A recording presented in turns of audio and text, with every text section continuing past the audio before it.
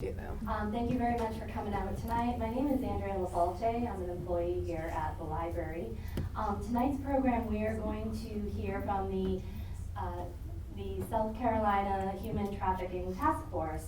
I'm actually going to let all of the individuals introduce themselves, but I did want to point out there are some resources in the back of the room, some literature that you can take home with you, a few materials that you can check out here at the library. And this event will also be on our website later on if you miss any information. So without further ado, I'm actually going to turn this over to Catherine Moorhead.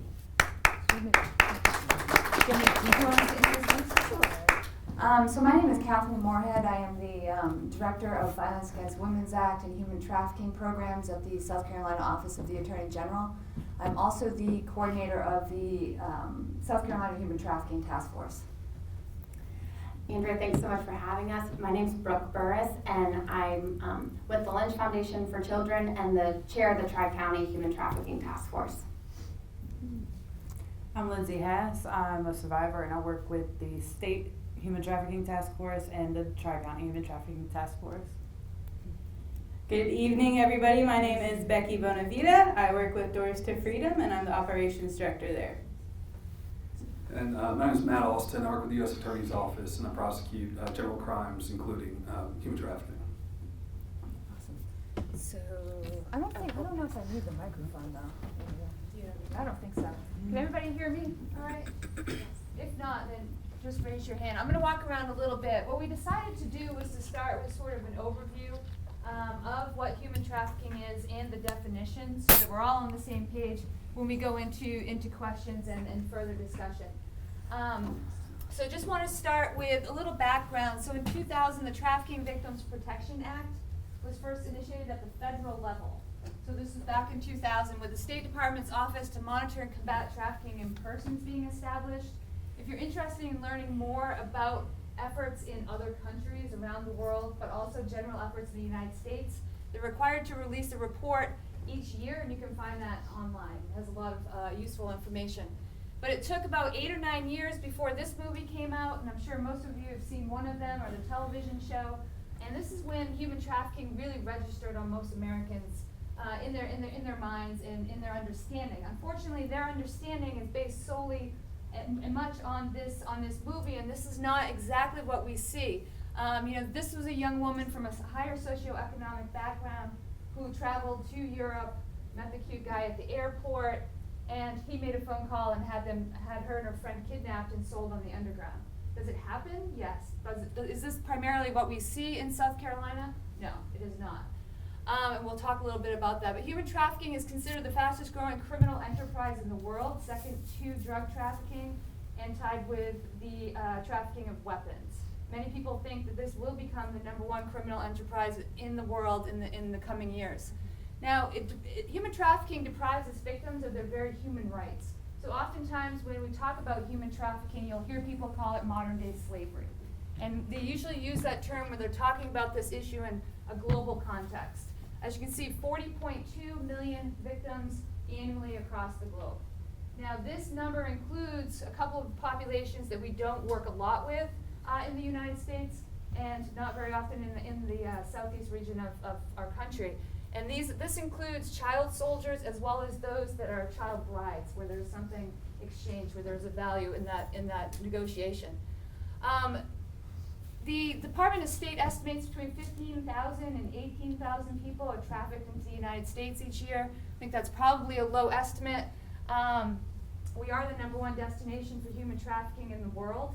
And this is a little bit of what it looks like. Johns Hopkins University came up with this, just sort of show the routing and where people are coming from and where their pit stops along the way. People often ask me, how come all these people are being trafficked into the United States? And I give an example. If you go to a community, let's say a rural community in South Carolina, where there was, say, a factory, some sort of industry, a factory. People were getting up, going to work every day, coming home, and they were getting their paychecks, they were feeding their children, they're paying their mortgage, the factory shuts down.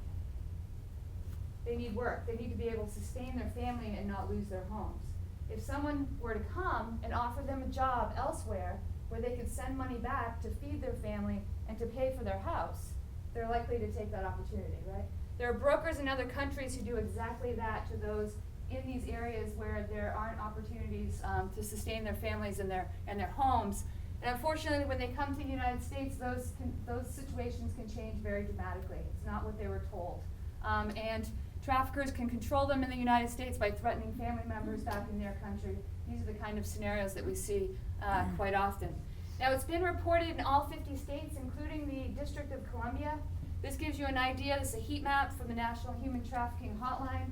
And you'll see the more calls, it turns red. Is there anything that stands out to anyone about this map? What was that? The whole East Coast, right? If you start thinking about highways, you start thinking about the major cities in the United States, you start thinking about military bases, ports, you start to see themes in where the red dots are, right? And I tell people, I grew up in Maine, way up in the right-hand corner, and where it's green, where there are no calls, it's all trees, right? So wherever people are living, human trafficking is happening, and in the more populated areas and with certain industries, you'll see an increase in the crime.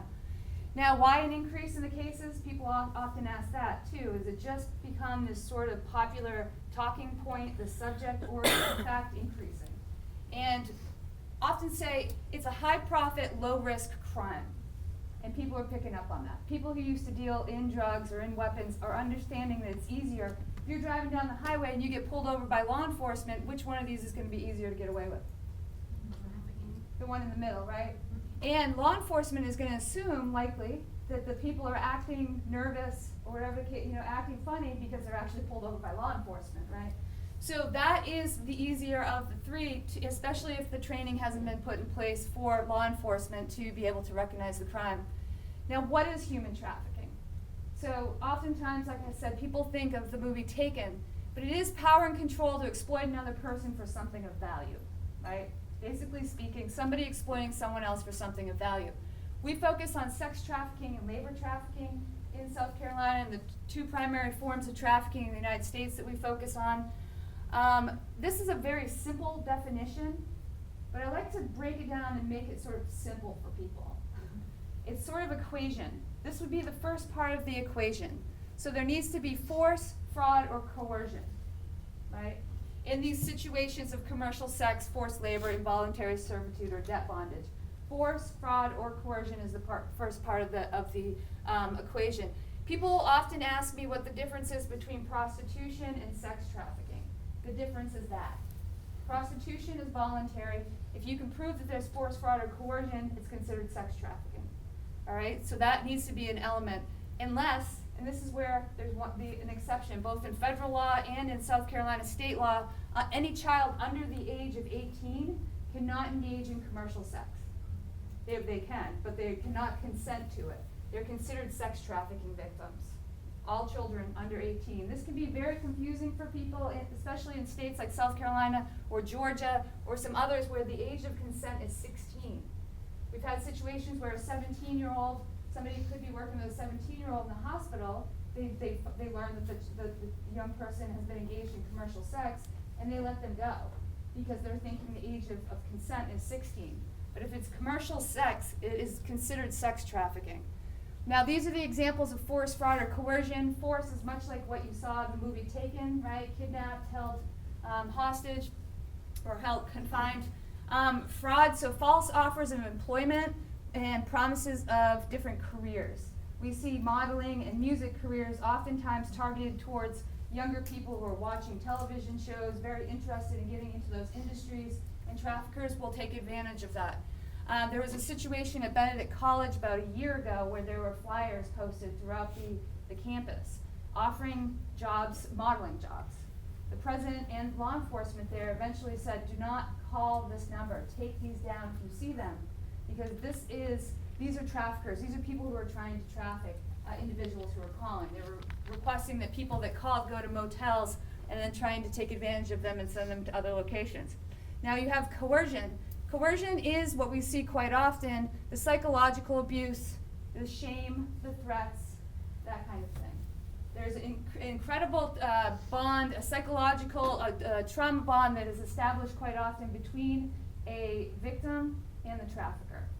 If you think about domestic violence, I always use this example because people can kind of relate to it because there's been so much conversation. But if you think about the bond that's formed between the perpetrator and the victim in a domestic violence situation, it's much like that in terms of psychological attachment.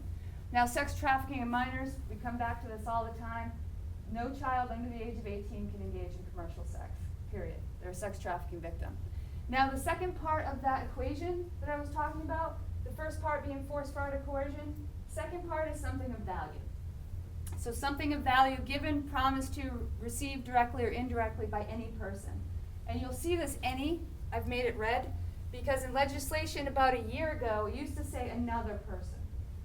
This little one-word change in our legislation in South Carolina has now positioned it so law enforcement prosecutors can prosecute the people who are purchasing the sex from the victims, so the Johns. If they can prove force, fraud, or coercion in the case, they can be prosecuted as a trafficker as well now. So you have force, fraud, or coercion and anything of value. Now, anything of value is very subjective. You know, we think of money, there's estimates of $150 billion a year, $150 billion a year annual income. Like, think about that, 150, that's like taking 5 of the top major international companies and combining their incomes for 1 year. It's a lot of money. They're making a huge profit off of this. However, want to note that we estimate about 1 in 3 traffickers is a female. And oftentimes someone could have been victimized and then become older and then forced to go and do the recruiting for the original trafficker. And what we see is that they can be exchanging anything of value to a person. So it's subjective. It could be clothes, it could be food. We have a problem with teenage hunger in the United States. So food is a very valuable thing when you're starving, right? Now, we also know that with gangs, if you have, I have to use this example, let's say Andrea has 5 women that she's controlling, and over there you have 10, who's going to have more respect on the street? The person with 10. And respect is something of value to gang members, right? So that is an example of how subjective this can be. Now, human trafficking is not, I like to bring this up because there can be a lot of confusion, not gender, age, or nationality specific. A lot of people think it only involves foreign nationals. That's not the case. A crime that requires transportation, nobody has to go in a car, nobody has to be transported from one city or one state to another.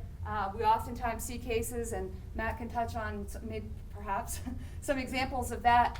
But it can happen in one location, in one house, in one apartment, over and over and over without going anywhere.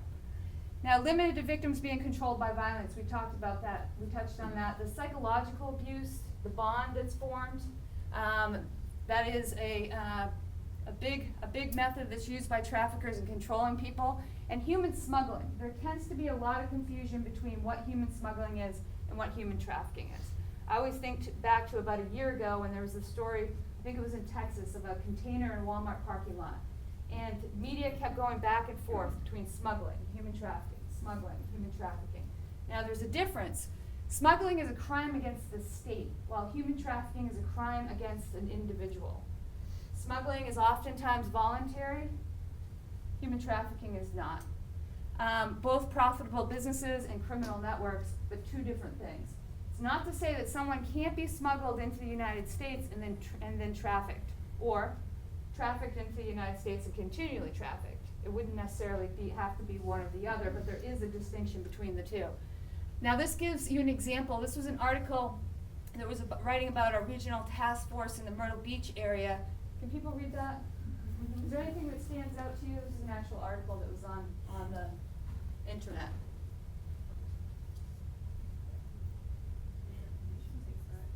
What's that?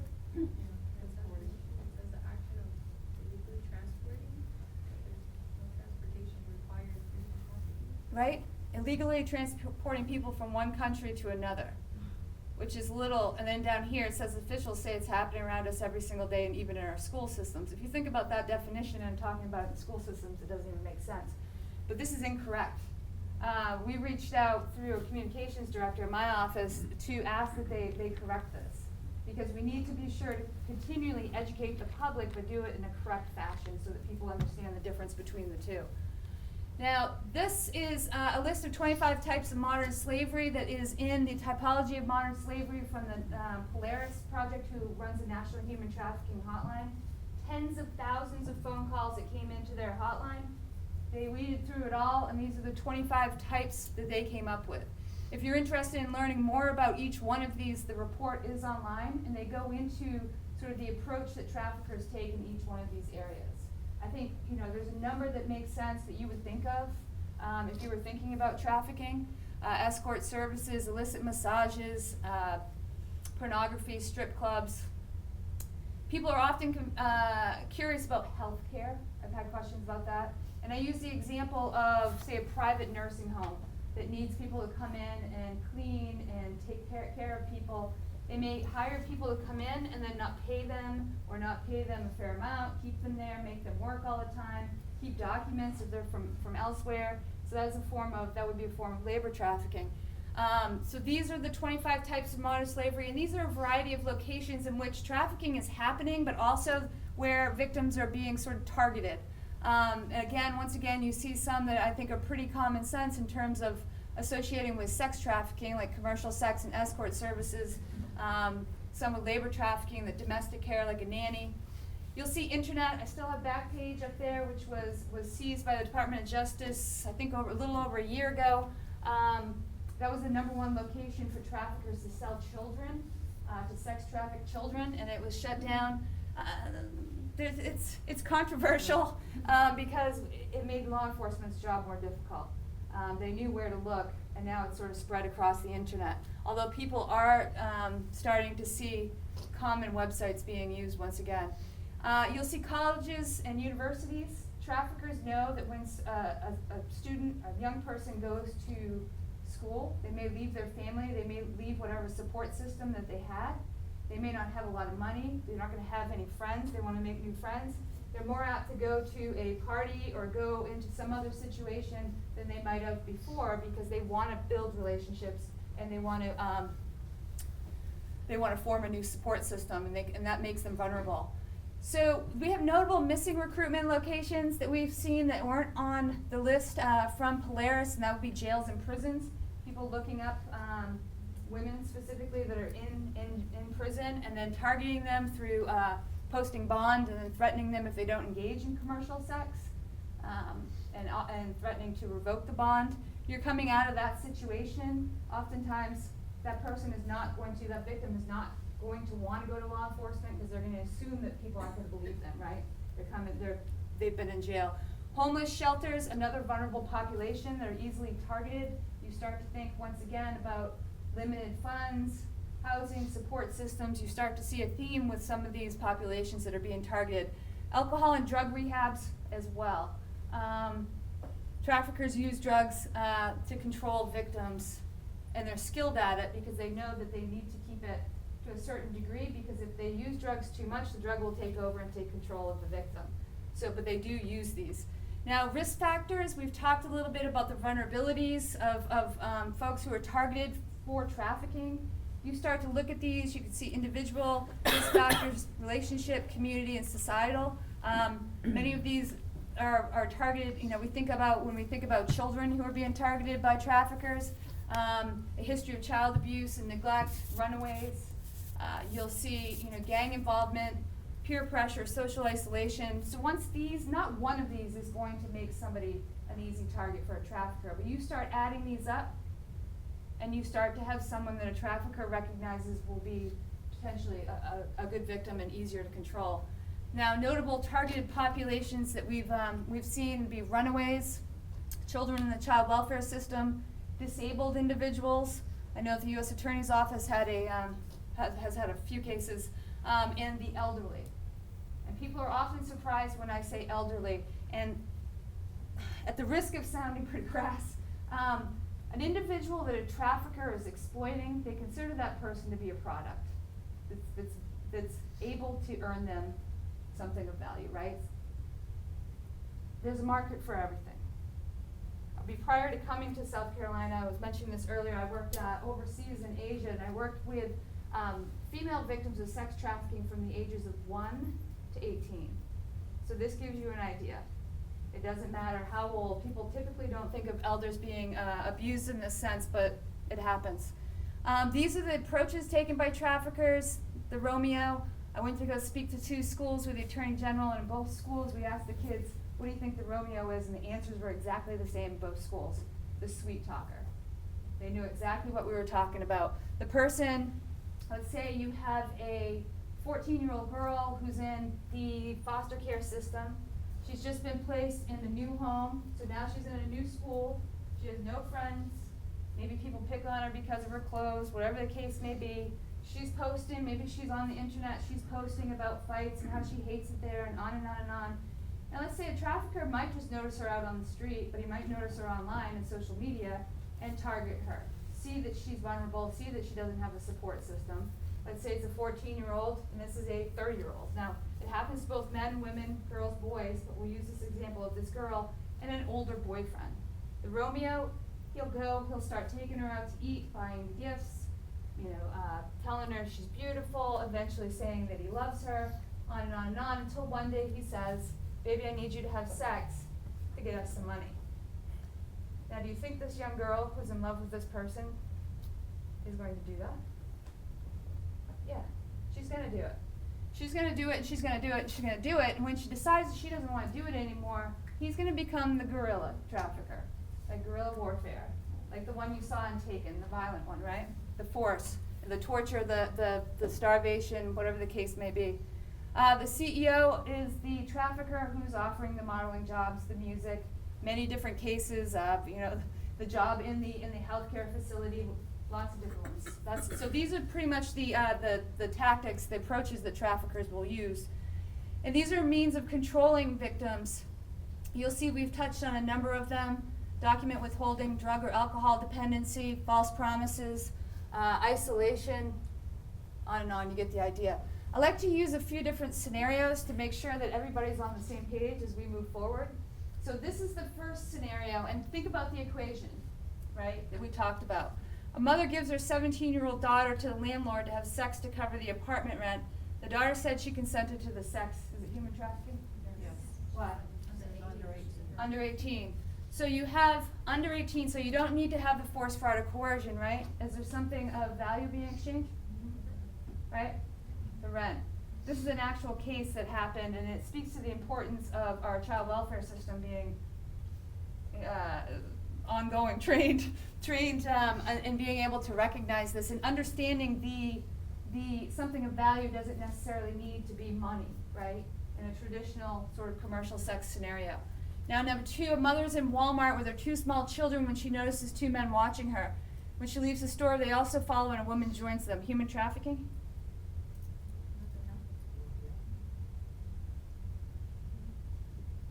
No? Somebody say no? I said no. You said no. Why do you say no? Well, I think it's a risk for it, but I don't see anything that in exchange for nothing. Hmm? I think it's more stalking. If you were going to apply the equation we talked about, right, like the 2 little elements that you really need to have in order for it to be human trafficking, what's the first part? Force, coercion. Force, fraud, or coercion? No, we don't see that, right? Something of value? No. So this is another situation. I'm sitting in a conference in Atlanta and start getting emails and phone calls from media here in the Low Country, and they wanted me to comment on the human trafficking situation that had happened. I said, I'm sorry, I don't know what you're talking about. Let me get back to you. So made some phone calls to law enforcement, and what happened is this woman, this is a scenario that happened in the middle of the afternoon, and she saw them watching her. Then somebody else was watching. She called her husband and said she thought she was going to be a victim of human trafficking. He worked on the military base. He told his supervisors, next thing you know, there's a big military bulletin about this human trafficking situation. However, we don't know whether she just bought a new television and they wanted to steal that from her, right? We don't know if she has a car and they wanted to carjack her. We don't know, potentially they wanted to kidnap the children. You mentioned stalking, maybe it is somebody who's been following her for a long time, you know? There's so many different elements of this, and this really speaks to the importance of people being educated about what human trafficking is and what it's not in our communities. We don't want people to be scared. We want people to be able to recognize it and be cautious, but not get scared in different scenarios. Number 3, a mother goes to law enforcement to report that her adult daughter is addicted to drugs and prostituting to provide money for her boyfriend. Human trafficking? No, it depends, if she's over a teen. So she's an adult. So, Yes, She said yes. Why do you think that? because the drugs, can be used as the coercion and then the money for the benefits or the reward for the boyfriend. Absolutely. I mean,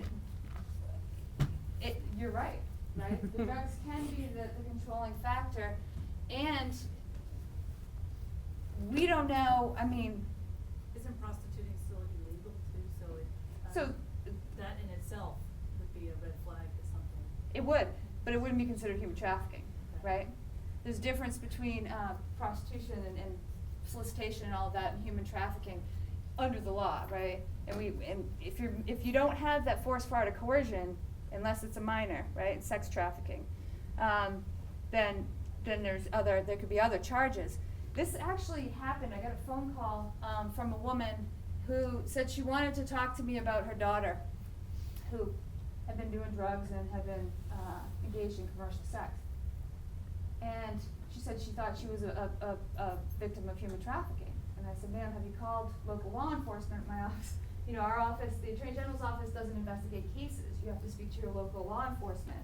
And she said, I've spoken to them, but they don't seem to understand. And she said, I need you to know also that my daughter is dead. She died of a drug overdose. So I'm thinking 2 separate things. I'm thinking grief does funny things to people, but I'm also thinking this woman needs closure and needs to be able to discuss this situation, right? And maybe she's correct. So speak to a prosecutor, speak to someone who does do investigation on active cases that we're prosecuting, and say, listen, can you come to this meeting with this woman? We need to give her a little bit of time to talk about this situation. And they said yes. So the day comes when she's coming, they're in the middle of preparing for preparing a case, and they're like, listen, we really don't have much more than 30 minutes, you know, to sit there, to engage in this conversation. I said, all right, that's all right. We'll have this conversation, and I'll continue on. You guys get back to what you're doing. 2.5 hours later, we're all still sitting there listening to her. The point of this one, and why I continue to use it, is that you gotta look past these assumptions of someone just being a drug addicted prostitute. Right? People have to dig deeper. Because it also speaks to, once again, the importance of training for law enforcement. There can be a lot of turnover where someone goes to another agency or they're assigned another department or another responsibility. It's important not just to have one person within the agency who's trained, have to have ongoing training. But it really does speak to the fact that people need to dig a little bit deeper in these kind of situations. The last scenario, 2 young boys are in the grocery store parking lot at 10:30 p.m. selling dollar store items at a markup. 2 individuals are watching from a van nearby. Is it human trafficking? Huh? It's arbitrage, isn't it?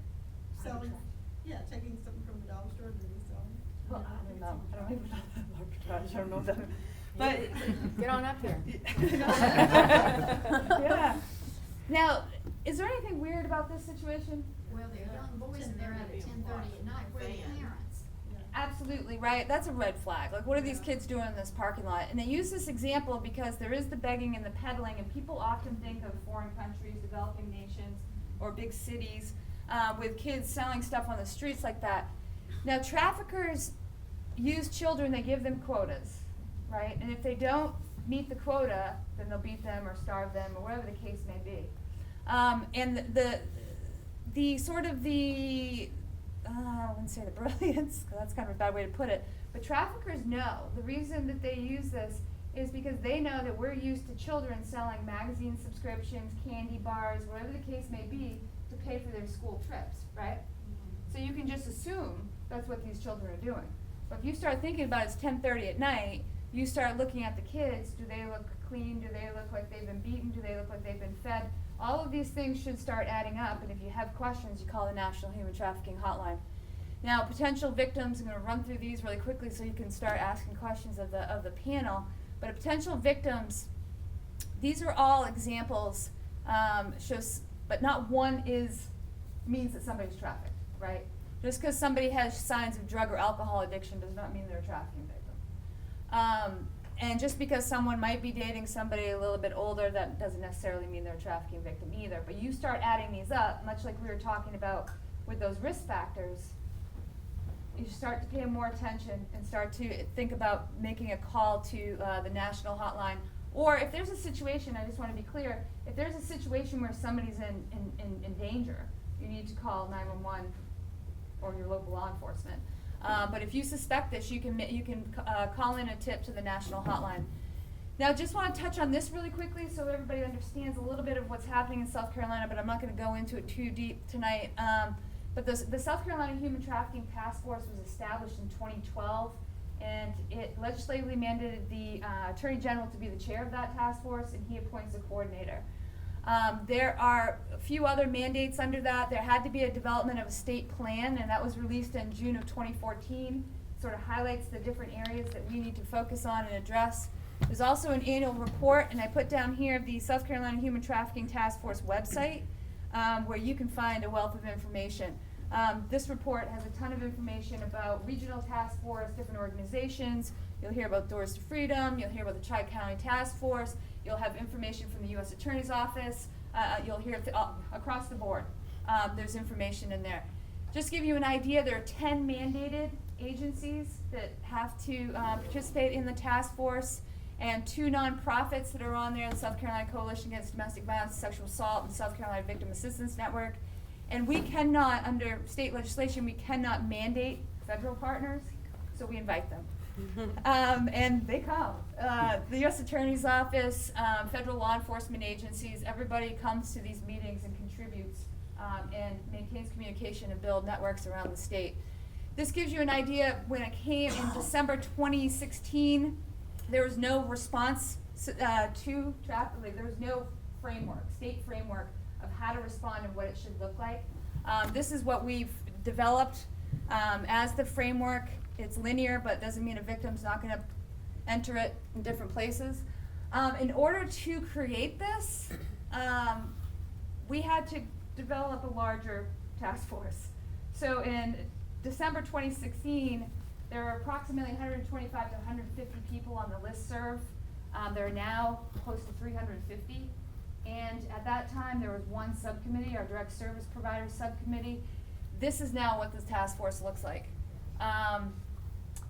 You'll see the leadership and survivor advisory at the top. The leadership is made up of the chairs of all these subcommittees and the chairs of the regional task force. But you'll see that all of these were identified as subcommittees that need to be developed because we need to take a multi-sector approach to address human trafficking in South Carolina. So you'll see everything from direct services, adult and child focus, healthcare, legal innovations, law enforcement, prevention education and outreach, youth advocacy, labor trafficking, and data and research. All important. We have 8, this shows 7, but we actually have 8. York now has one. 8 regional task force across the state. The Tri-County is your task force in this area with Brooke's leadership. Go Brooke. And we are in the works for in launching a regional task force in I'm bad with the circuits, out of Lexington, in that circuit, as well as Florence and Orangeburg. Those areas are interested. We hope to ideally have regional task force across the state with the boots on the ground doing much of the work and identifying the priorities and the needs within their communities so that we can address those. If you have any questions, I just flew through that. But hopefully that gave everybody a foundation, and so we're all on the same page so that when we get talking that maybe you have more questions too. But so that's the basics. That was great. I'll set the. We're all set. You can turn that. Yeah. So I'm gonna go ahead. There's the foundation. I was watching it. Look at the corner.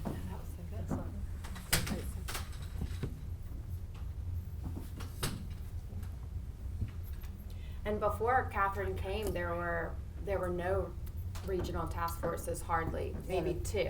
And the trafficking in persons report that came out of the DOJ last year said that national best practices is to have a regional task force. And really, it's because of Catherine's vision that there are so many. So, yeah, it really is. I just do want to point out, I didn't put it in there, but we've had some major legislative changes in South Carolina that have been huge. And in fact, last year for 2018, Shared Hope International recognized South Carolina as the #1 state in the nation for progress. So we are getting there. We're plugging away. Yes. Can I ask a question? Yeah, get it going. Lindsay, Mhm. first of all, I applaud you for being here, and I'm sorry for whatever you went through. So my question is, how is it addressed when someone is brought out of human trafficking? What kind of support systems do we have in the country to kind of serve them and help them to move forward? Mine was a few years ago, so there's some more services now than there was then. Sharon Reichard with Doors to Freedom, and law enforcement was really my only support when I was taken out of it.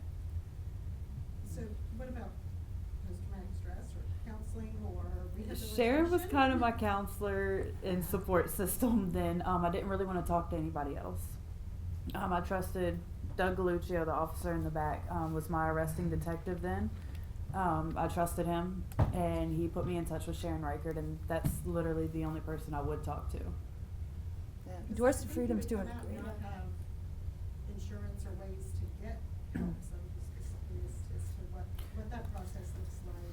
Yeah, I can speak a little bit if you want in regards to Doors to Freedom. So we're a nonprofit organization, a 501c3. Specifically, right now, we are the only licensed residential facility in the state of South Carolina. We got licensed a little over a year ago. We work specifically in the licensed facility with minor victims of human trafficking. Through our program, a lot of what you're talking about services, we are able to offer and assistance with it being minors. There is like Select Health and whatnot for being able to get like Medicaid and financial services for that therapy to occur, as well as their healthcare needs. There is a fully accredited school. It's called Her Academy. And at Her Academy, they can work to get their high school diploma or their GED, so they can go towards what their vocational goals are, whether that be college first or whatever their real goals for their future are. There's advocacy and case management as well through Doors to Freedom, and really, like you heard Catherine talk about, a lot of the children that we are working with come from like runaways or broken families, and so there's a lot of like, they don't have anybody in their corner. And so what Lindsay was saying is we step alongside them and figure out what are their goals, what's going on with their case, why is nobody answering the phone, getting all that going for them, and really what their needs are and what their voice wants to be heard is getting heard. I don't know if that answers it a little bit more. I also, while I was in jail, after everything happened, before I got released, I did take Deotis. I don't know if you've heard of Deotis, but it's therapy offered through the Charleston County Jail. And so I did that at Alcannon as well, and that helped me get through a lot. I was going to say on the federal side, we don't have facilities, but what our office will do is we have a victim coordinator who will help connect them with people like Doors of Freedom and help with identifying funding sources and things like that. We mentioned Backpage earlier. Through a big seizure, there's all this money now that is available for victims, and if you can show that they've been trafficked through, I guess it's been set up through Backpage, then they can be entitled to funds from there. And so it's I don't know, but we don't have like an actual facility. It's more of a connecting role. So for minors, DSS will be kind of the emergency or the victim advocate, emergency contact right away, and then for law enforcement. But then for adults, there's not really a DSS, so we either rely on a victim advocate for law enforcement, but sometimes a victim doesn't want to talk to law enforcement. Maybe adults in a healthcare facility, and you're not required under mandated reporting laws to report possible abuse for an adult. So then, to be victim-centered, you try to give the potential victim a choice, and it's really nice to have like a nonprofit victim advocate or case manager that you can call on. So that's one of our kind of top priorities, to bring that as a resource here for adults, or partner with People Against Rape. So we've been in thorough discussions with them, and really think that will that collaboration will begin. So that's one example. And then housing becomes, it just begins the whole rollout. Yeah, So we could talk about this for the whole time. We really could. I mean, that sort of framework that I showed, if you don't have the housing and you don't have those services, the whole thing sort of doesn't work. I mean, you can remove the other pieces, but without those community-based services or residential pieces, I mean, you talk about law enforcement, people, I'll use an example. People often ask about why we don't sort of react more to what that may be an illicit massage business, right? If you think about the fact that, say, 9 women are in that situation, law enforcement believes that they're being exploited, but let's say they speak another language. You now have to find somebody that speaks the language. Now you may find one person, and you've got 9 people, you start to see the complexities of this situation. But even if you had 9 interpreters, when you bring these women out, what happens at that point, right? They may investigate and have a great case for prosecutors, but where are the women going, right? And they'll be back on the street and they'll disappear, and you may have done more harm to them than good, and you've now just destroyed the prosecutor's case, and you've not great for morale for law enforcement if they put all that effort in. So it's critical in that sense to be able to meet those needs in that piece, the legal sense, but also, I mean, you have children and adults across the state who need to be connected with services like what Doors to Freedom is providing. Doors to Freedom is the only residential program for minor victims in the state with 10 beds, correct? Yes. Yes. We have two programs for adult victims in the state of South Carolina, and in survivors. Jasmine Road in Greenville that has 5 beds, and Lily Pad Haven in Rock Hill that has 2. I was going to say, yeah. the way this played out, in my job, we had a case, there were a bunch of Crips who were trafficking girls all around North Charleston, and they're from, the traffickers are from Columbia too, but they went from Florida all the way up to New York, and our conservative estimate was they had over 100 victims over the course of probably 3 or 4 years. And just taking that conservative number, 100, when we went to trial against 3 of them, only 2 were able to testify. One, she had to be escorted to court every single day. She was convinced that these guys controlled everything. And when you actually looked at who these guys were, they were not wealthy. They were not, connected guys. They had just convinced them they controlled everything. And the second victim, she was at a facility in Atlanta, and luckily they had a really good facility. They were able to bring her here, but she was not happy about it.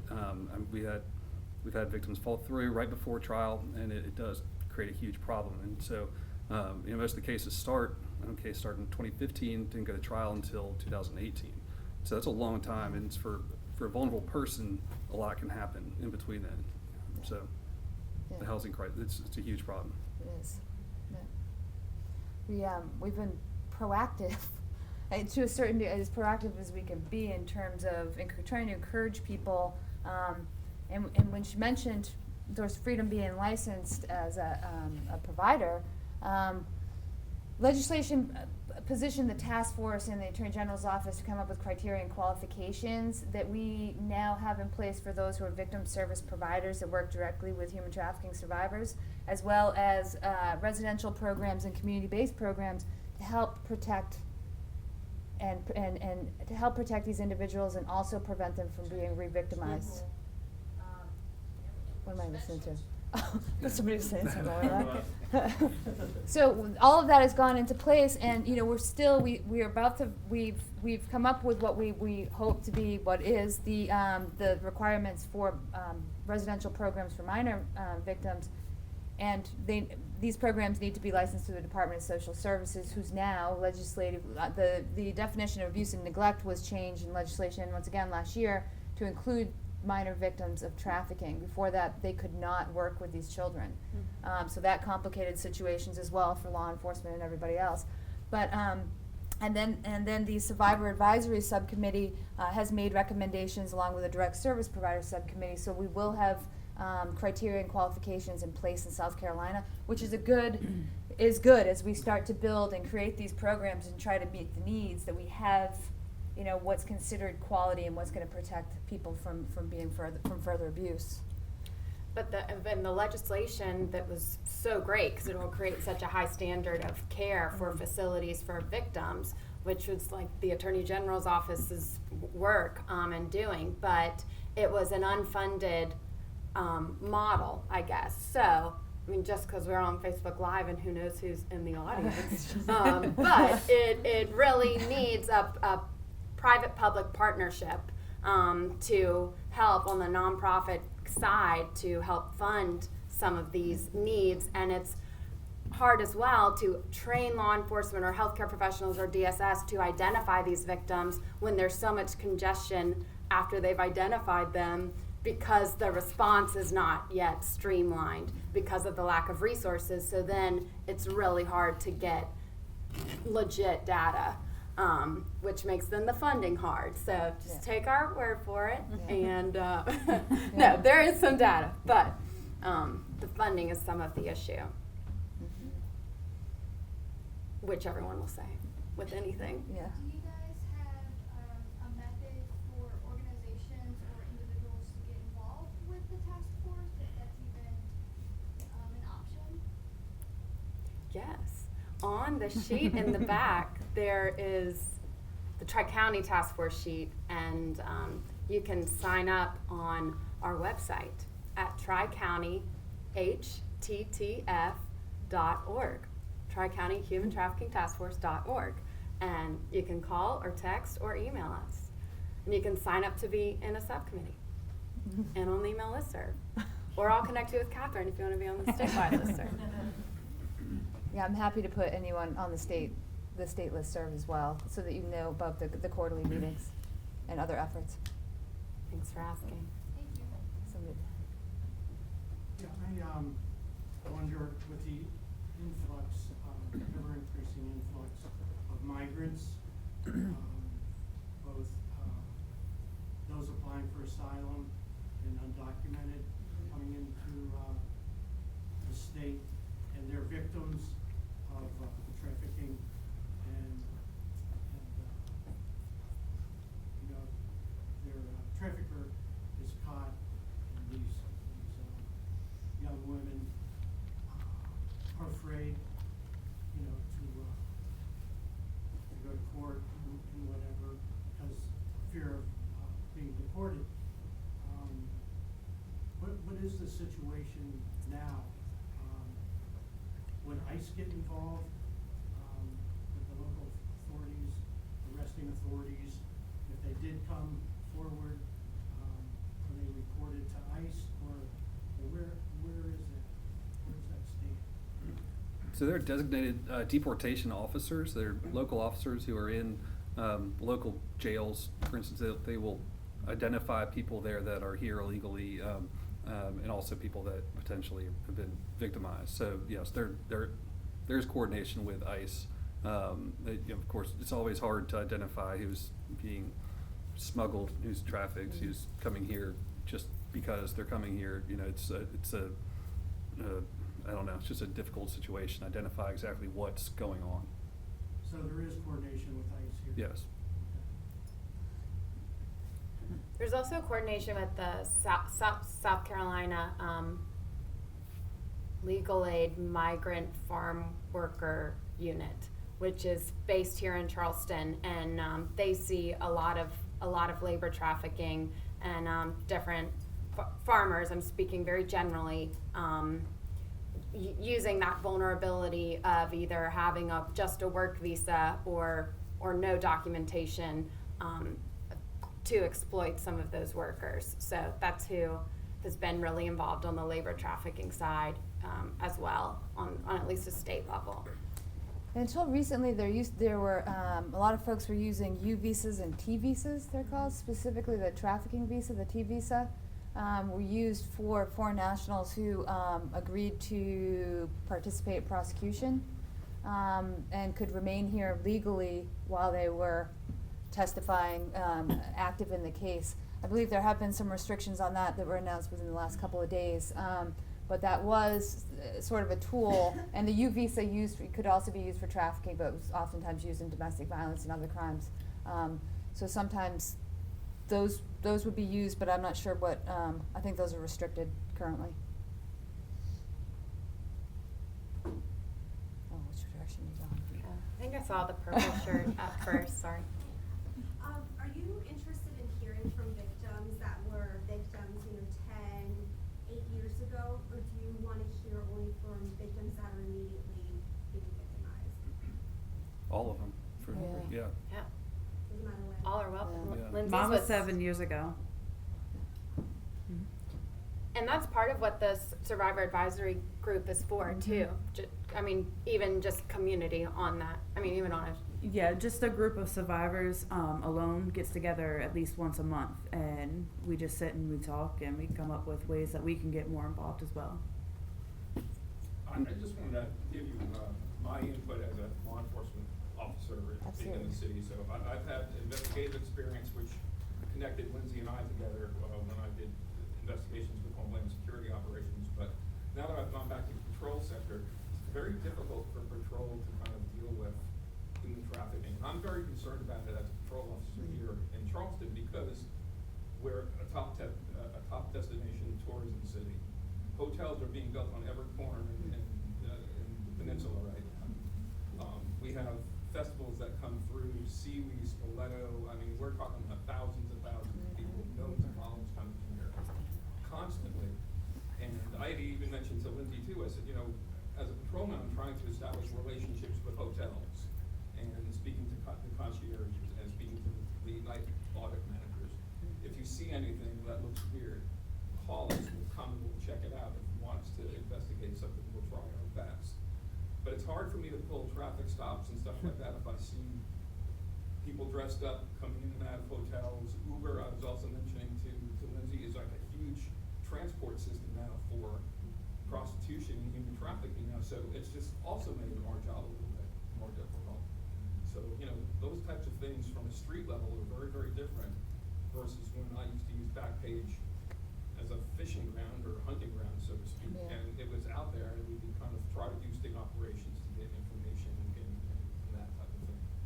So the spectrum has completely changed, but we could use more training.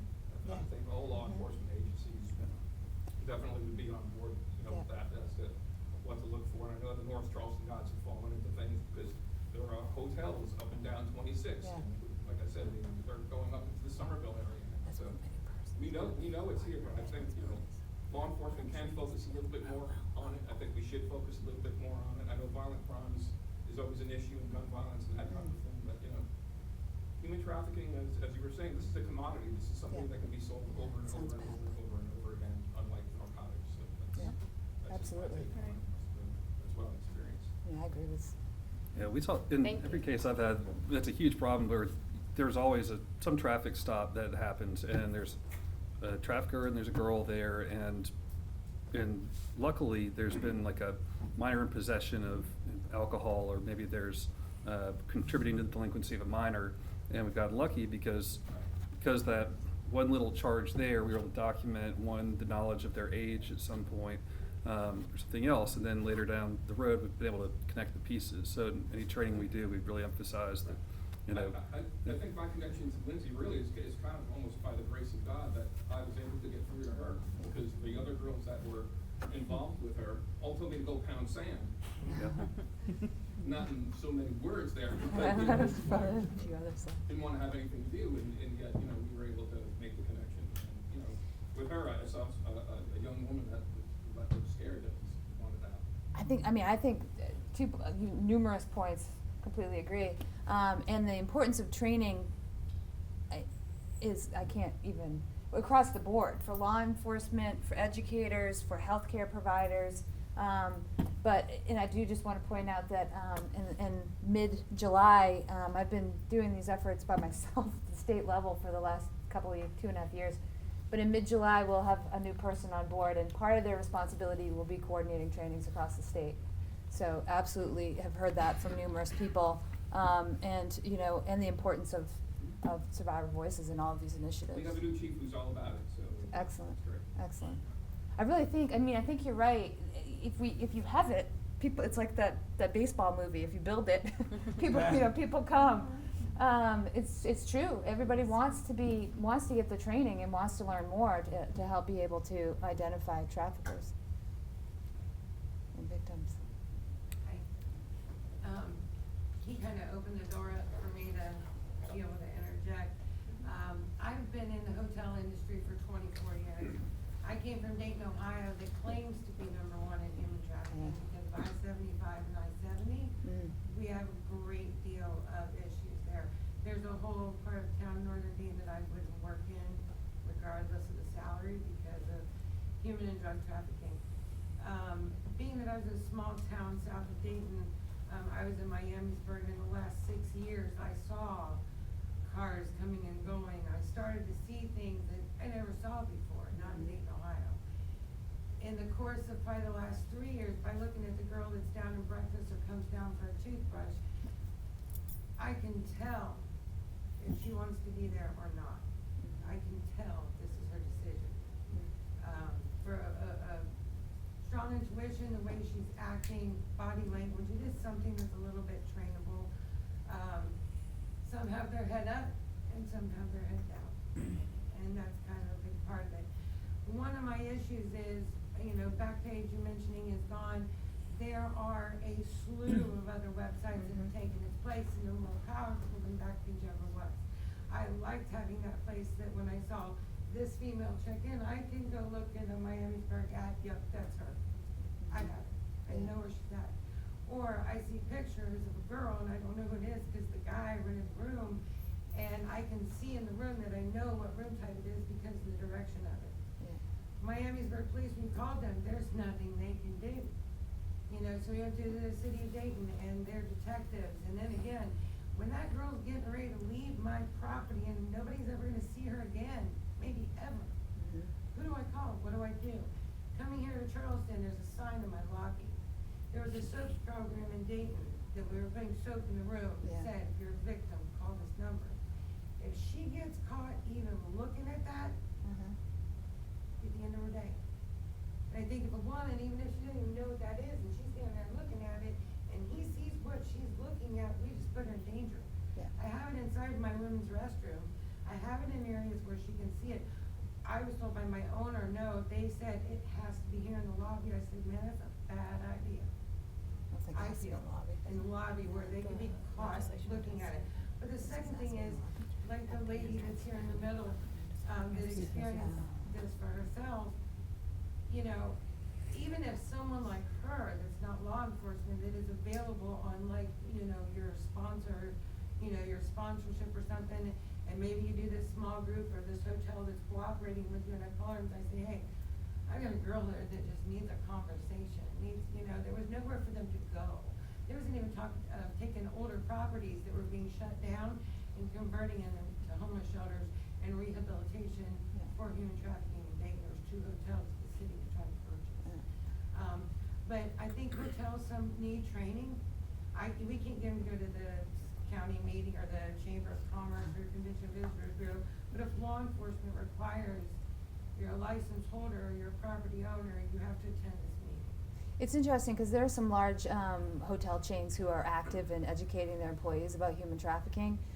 The challenge with it, and I agree with you that, you know, wish everybody could be trained. The ones that really need it don't show up for it, right? Well, I was very active with Be Free Dayton, there's Oasis House and other programs. I took a personal and a professional standpoint. Is there anything I can do to help out here in Charleston? I'm already saying it. Yeah. You know? And you can put those posters in the bathrooms. I know they have them in the bathroom. It doesn't have to be in the lobby. I think there may need to be a copy in the lobby, but you can put them in the bathrooms, because the Columbia Airport But they had us has them in the taking the soap bathrooms. out of the room because the fear that she would be caught reading it. Yeah. We did the task force did a poster sweep. Some leaders here helped us with that, and I don't know how many hotels we've gotten to, almost 25 or 30, and at every hotel we offer a hotel allies option where they can get training. So we must not have gotten to yours You got a yet. pastor in there, but but- you talked to the wrong person. I'm new at this property.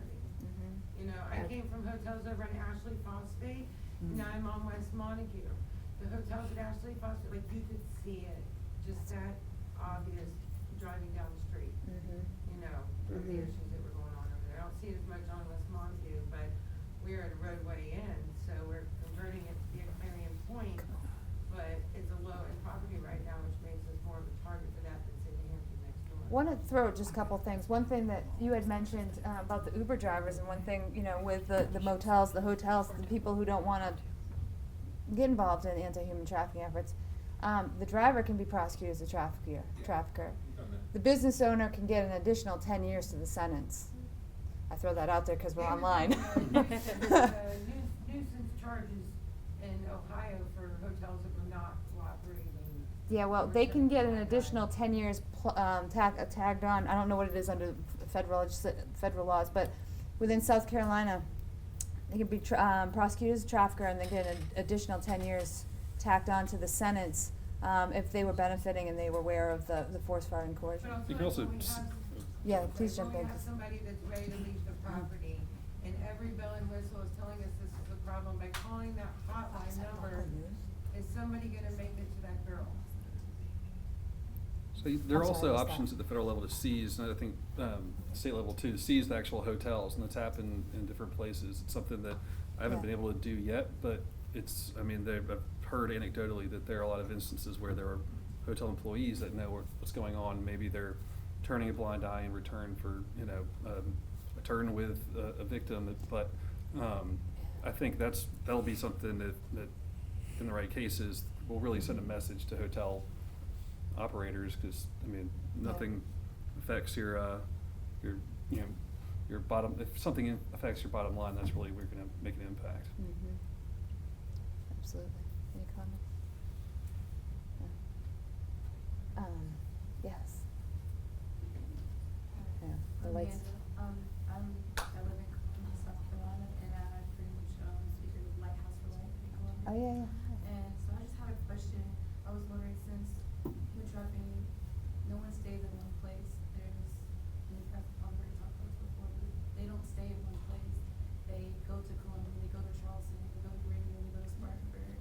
And so my question is, do you think it'd be more efficient if all the human trafficking issues linked together as one? Do you guys keep them? All the human I'm sorry, I didn't. Like George to Freedom and Lighthouse, and I know there's another one in Charleston also. Is there another one in Charleston? They do.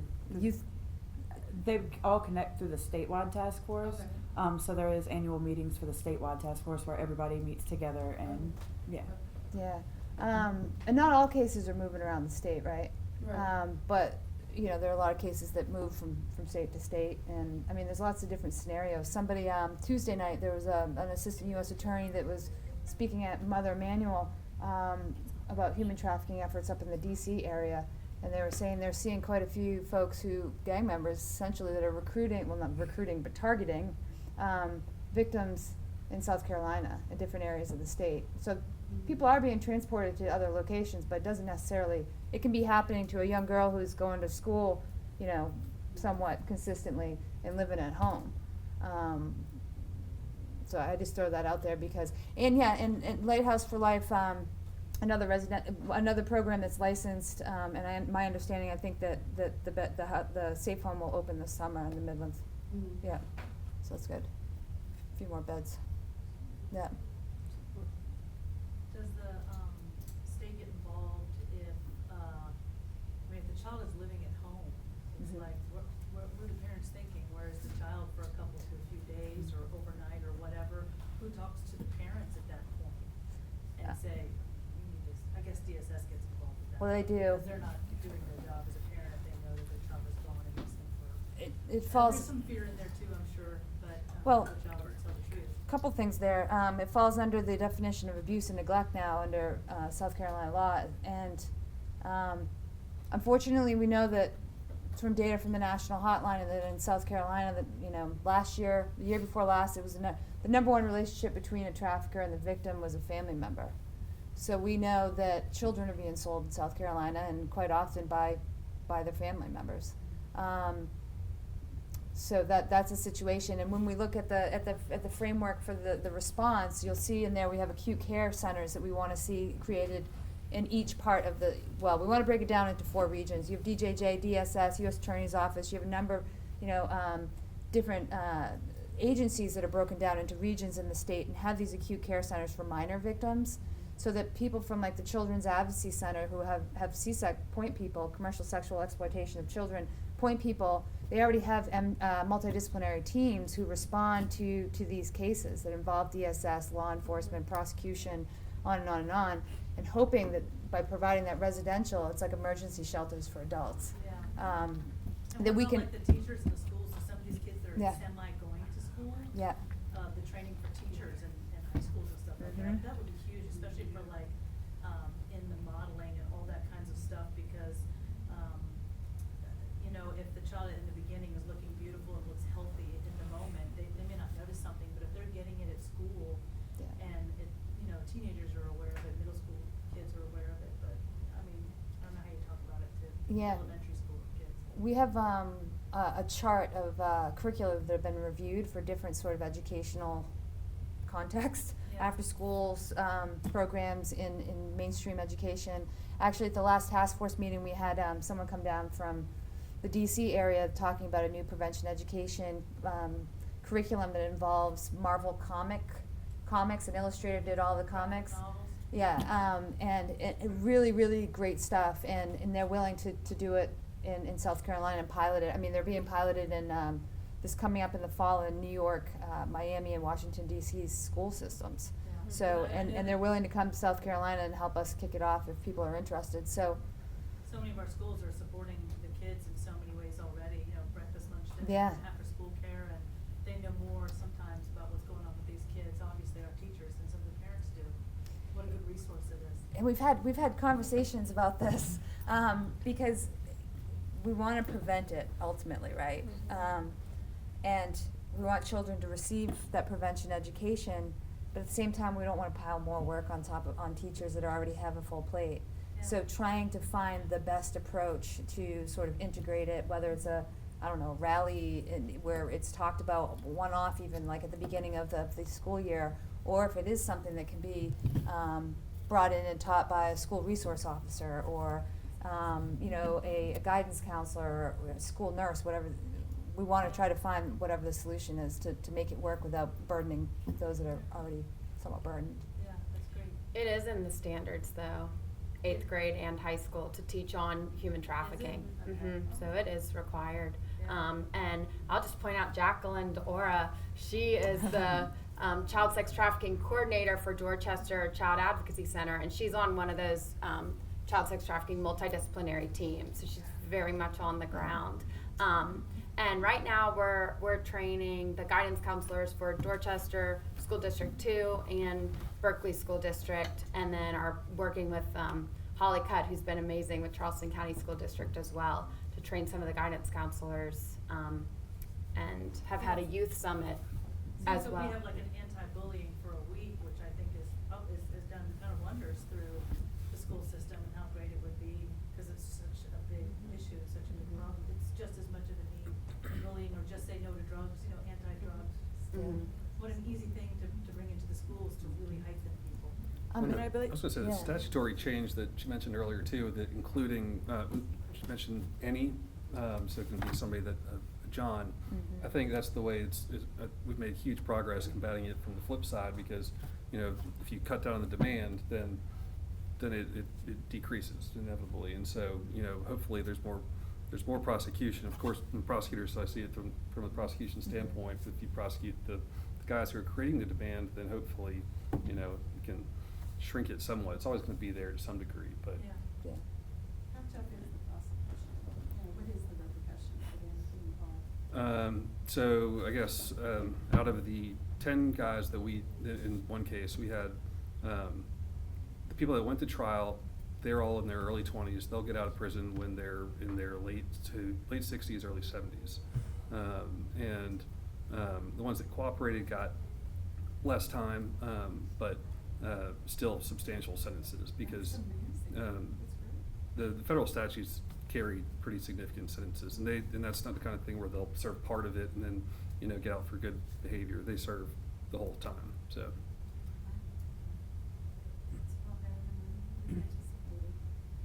Those are federal cases. Under state, if you're found guilty of trafficking, you get up to 15 years for the first offense, up to 30 for the second, up to 45 for the third. But if you're found guilty of trafficking a minor victim, your first offense will bring 30 years, and every offense after that will be 45 years. And that was a recent change, sending a message to those who traffic children in the state. Yeah. And changing that, I want to just plug it because the legislation, these changes were big. And prior to that change for those who traffic minor victims, folks were serving probably about, there's a difference. We're serving probably about 35% of their sentence because of the way the crime was classified. Now they'll serve a minimum of 85%. Yeah. Good question. Regarding the minors, what is the average time or penalties? Such a touchy subject. No, it's Not enough. it's the, that's- oh, go ahead. Sorry, Go ahead, no. At the federal level, I'm not aware of it happening much, but I mean, assuming you can meet all the elements, it could be the same as whatever the underlying crime is, the trafficking. But it's still, I haven't seen it happen yet. When we go back to the solicitation and the human trafficking, again, if you can prove that the forced fraud or coercion, you can prosecute them as a trafficker with those sentences. But solicitation, Yeah. you want to talk about that? Yeah. So it's the quick answer is that it's up to 30 days and then up to $200 for a penalty for a buyer. And that's the third Which is lowest nothing. penalty in the nation. And that legislation hasn't been changed since 1986, so it doesn't even take into account the fact that the internet has grown exponentially since then, which has increased the vulnerability of children, the recruitment access for traffickers, and the casualness and expanse just that this underground market can have. And we've been working for South Carolina, advocates in South Carolina have been working for 5 years to change that bill, to raise the penalties, and it passed the Senate unanimously, and a lot because of these women sitting in this row, Marianne Taylor, your club, and Representative Peter McCoy and Lynn Bennett, who's from our area actually. It passed the House Judiciary just a few weeks ago, and it's never gotten that far, and so it's sitting on the House floor now. So we'll be asking everyone in August to make some calls, or in January, yes, to make some calls. Don't be mistaken though, if there's a minor who's involved and there's something being exchanged of value, Right. it's automatically going to turn into sex trafficking. It's going to be considered sex trafficking, not solicitation. And they get charged for that. And they get charged for that. That's a felony. Yeah. Yeah. And the calls, as last time, within about 2 days, the bill was sitting in the House Judiciary, and one of our members, Representative Chris Murphy, who's in the Somerville area, at the Judiciary hearing, he said that he got 120 calls from our area, and he's like, "We are passing this." So it was really grassroots, and it worked. But yeah, but they have to prove Yeah. Anyway. Yeah. No. It's a touchy subject. I actually had a question. I feel like I recall reading somewhere about a program at Wando High School where they had sort of a youth advocates or almost like a teen peer support specialist. Do you have anything that you could say or elaborate on that type of program? Because I feel like that's a good way to reach out to youth, and I almost even wonder having a similar program for survivors. almost like a survivor. That's kind peer of the support survivor session. advisory board, or Okay. we get together and we just really give each other support when we need it. There's different, that's why we're talking as you're asking the question, because there's different sort of stages, and, so about a year ago, at the state level, we had a, human trafficking youth summit in Columbia, where there were 150, folks in attendance from around the state. We recognize it's a little bit difficult to work with high school students at the state level. But we encourage the regional task force to continue to engage young people so that they can go out in the community and they can educate their peers. And we're shifting gears a little bit at the state level while still supporting efforts in the communities on the ground to engage youth. We're shifting and doing a higher education initiative where we're gonna encourage folks at universities, colleges, technical schools to create anti-human trafficking clubs if they don't already have them, and help educate not only students within those on those campuses, but go out and help educate high school students and others. So you want to talk about what you did at the regional level? Yeah, so because of that model, we had a youth summit in January at Seacoast Church, who let us do it for no charge, which was amazing. We had a law enforcement officer speak, and a male survivor of sexual assault, but who made that connect, how it made him vulnerable to possible commercial sex, and then a survivor speak. And from that, the Youth Advocacy Human Trafficking Club grew out of Wando High School, where Misty LeClaire was the club leader, and then she is awesome, and she was my teacher in 9th grade, so I can say firsthand. But Jody Snyder is the chair of the youth advocacy team, so we're thinking about doing a summit, partnering with each school district this year so that it's a little more focused, and we'll probably do the Berkeley one in October. I think it's a really good deal. Yeah, the hard part is making sure there's a school protocol if someone does identify. Yeah. So that's the part we have to really make sure about. That's something we want to ensure is in place for anyone who's going to talk about the subject. Right. There was a situation in Columbia with law enforcement, a victim advocate, and an officer going in to speak in a group home with 30 kids about human trafficking. A group home connected to the child welfare system. They had to stop halfway through because 10 of the children were crying. They had never realized that it was a crime, and it had happened to all 10 of them. So you want to be very careful when you're delivering this information, because you never know who's in the room and how they may be triggered by what you're talking about. And that's where the partnerships come in, like we partner with the child advocacy centers to make sure that the therapists, the trained therapists know, or some schools like Wanda, they have a therapist who's trained on this in the school. So she was always aware when we were having our meetings and our schedule and everything. And then, to coordinate with the SROs too, so. Absolutely. And then In our area, looking at the map and the hot spots, okay, we know Charleston County is 100 square miles, but 100 miles, but 1,000 square miles. So is there a particular area, or is it sprinkled, salt and peppered all over the county where there are pockets of victimization more so than others? We talk about I-95, I was an educator, so we talk about I-95 and the academic corridor of shame. Is there a human trafficking corridor in Charleston County, or is it just speckled around to where you can't really get a handle on where the targets are, the big targets? It's from my experience, it's everywhere, but particularly North Charleston, but everywhere. from being trafficked here in Charleston, I can speak on that a little bit. I went everywhere: Mount Pleasant, Somerville, Savannah Highway. There was nowhere that we didn't go. The hotels in North Charleston, of course, were more popular, but I've been on Long Point Road and Mount Pleasant. Just kind of bring it home a little bit, but yeah. And back to the hotels, because again, and I looked around, and the lady at the hotel has already gone, because I wanted to speak to her. Mhm. But we were told our little team, there were 4 of us on our team that went out to the hotels and passed out the literature. And we tried to see the general manager, and we had all of our little literature, so we could say we're volunteers and this is what we're told by the Attorney General's office to do.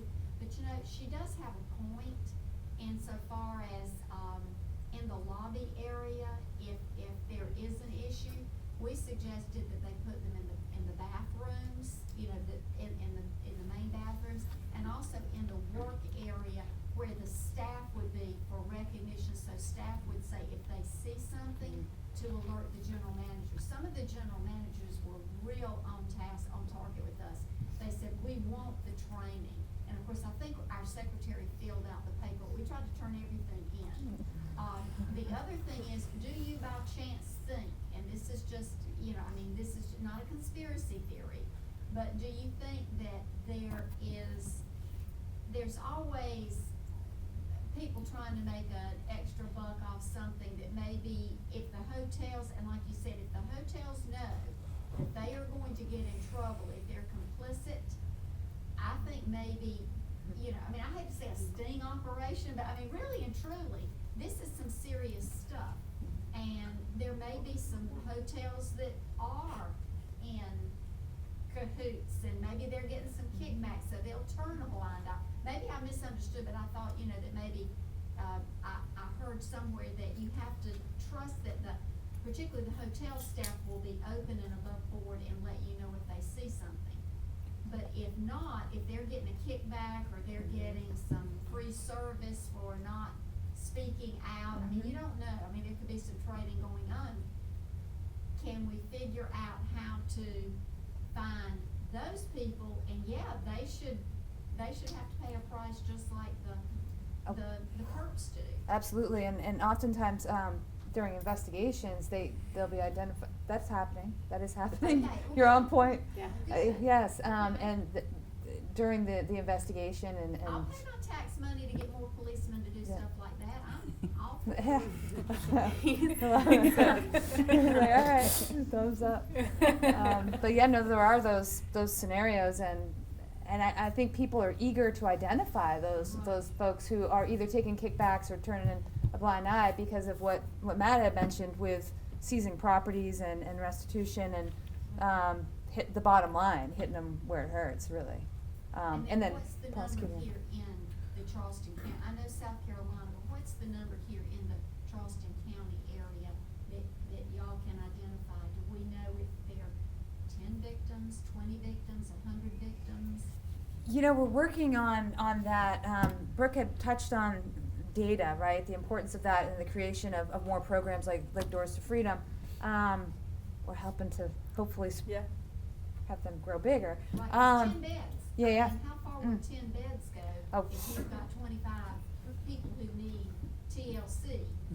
Oh, yeah, I mean, there's a lot more than 10, and it gets complicated with cases if you have multiple victims, let's say a bunch of young girls, you don't wanna put them in the same location to receive services for multiple reasons, but,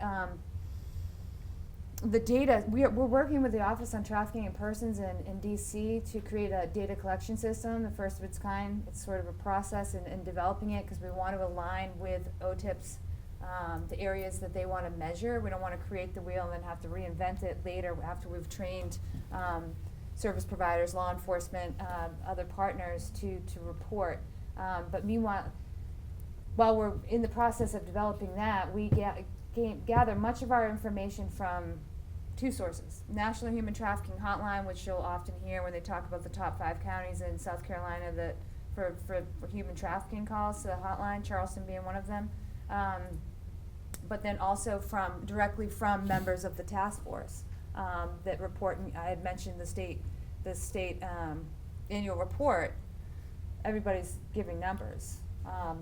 You know, in telling us how many people they're working with, but we have sort of an issue in trying to figure out, you have so many people involved in the process, is it the same person, because we do have victims' rights, and oftentimes people don't want to disclose certain information, so you're trying to determine, is it somebody new, or is it the same person who's gone from, say, you know, law enforcement to the prosecution to Doors to Freedom, and so it's kind of complicated, but so I can't give you a straight number about the Charleston area, but I'm gonna guess,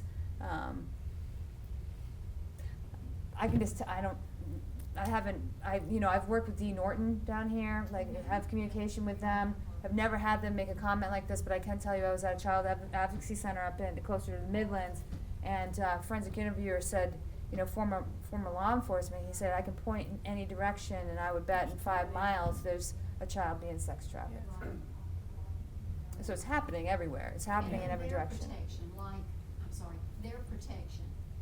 Once they go to, like, I call it a Safeway house or someplace, then is their identity protected, like the witness, you see all the law and orders with the witness protection, so that the kids are protected from, folks coming in. Are they then protected to where the perp can't just get to them, That gets touchy, there's a fine balance there. You guys want to speak to that? That was Mary's question. Great minds are thinking alike. Right. I can speak to Doors to Freedom safety. Specifically, our location is a non-disclosed location. It is safe and secure for our girls, and nobody knows who is in our program. Sort of like my sister's house for victims who have been. Yeah, a similar abused. concept, you could say. Mhm. How much protection, how long can they be there for a good amount of time? Yeah, until they successfully finish the program, and so that's the individualized part of it. It's not like a cookie cutter approach. Every girl's story is different, and so every girl's healing to what their future is going to be like is different, right?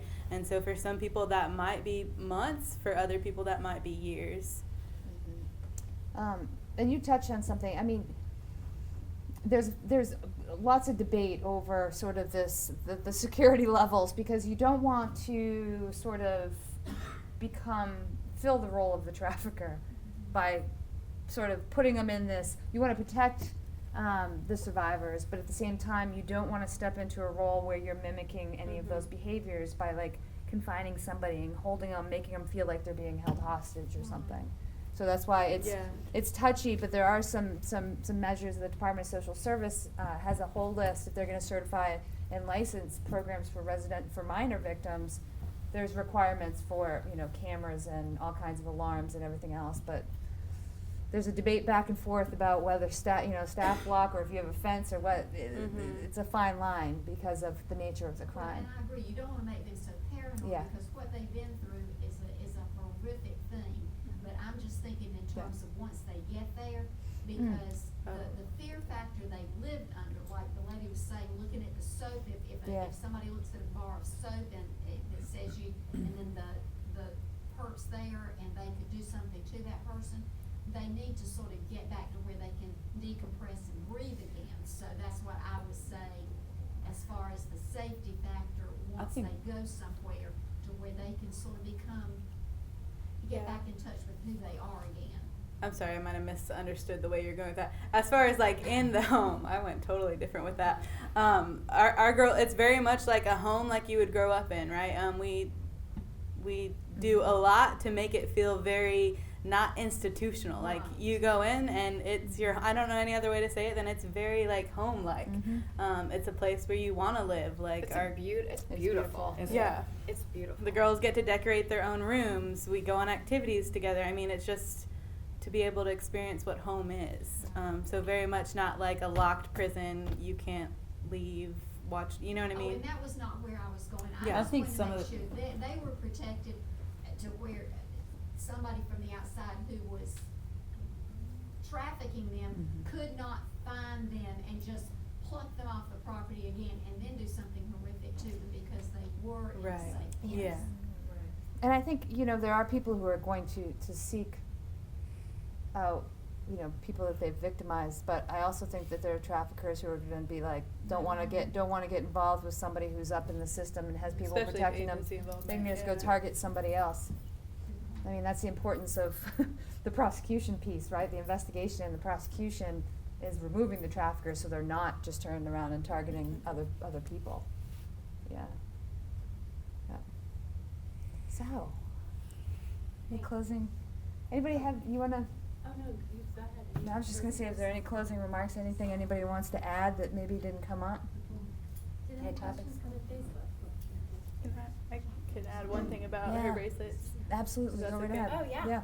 Yeah, Krista Beth is our LMSW that actually works at Doors to Freedom in the back. If anybody's interested, The bracelets you see at the table are actually all handmade by the girls that live with us.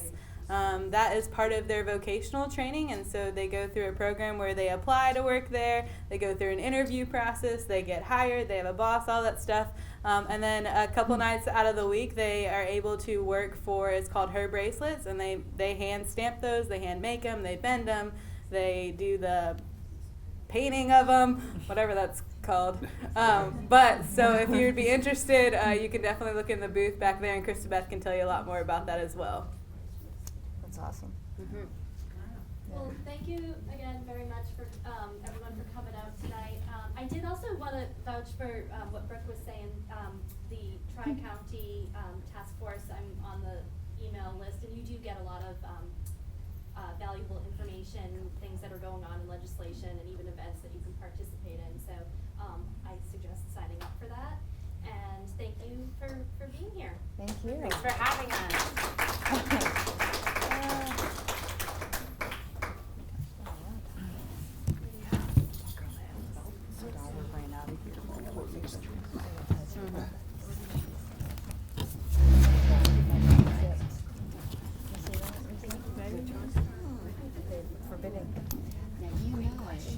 Don't leave it. I'm gonna buy some bracelets. Okay, deal, definitely, That definitely. were supposed to be here, but because of legitimate reasons, they couldn't come. Our club is on top of us. I am. How you doing? Good. I still have. He's talking about Chuck E. Cheese this morning. Yes, From very the- nice. Going back to Chuck E. So Cheese. cute. He is so cute. to speak on human trafficking for 12 minutes. The turnout. The last time was a little bit more, but this was still really good, and I think that Well, your thing today, because we had to just choke you to get